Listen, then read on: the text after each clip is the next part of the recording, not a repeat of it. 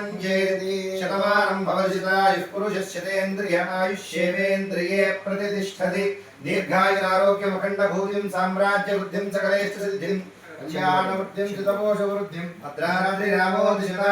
భద్రాచలం శ్రీ సీతారామచంద్ర స్వామివారి ఆలయంలో ఈ నెల 27న జరగనున్న సీతారాముల కళ్యాణ మహోత్సవానికి సంబంధించిన గోడప్రతులను దేవాదాయ శాఖ మంత్రి కొండా సురేఖ ఆవిష్కరించారు.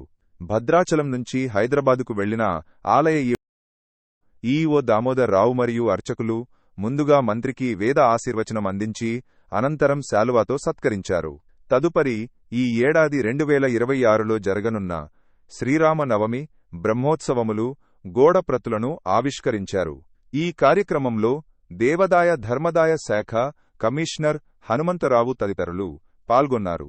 ఈ సందర్భంగా మంత్రి కొండా సురేఖ మాట్లాడుతూ సీతారాముల కళ్యాణాన్ని రాష్ట్ర ప్రభుత్వం తరఫున వైభవంగా నిర్వహించాలని అన్నారు.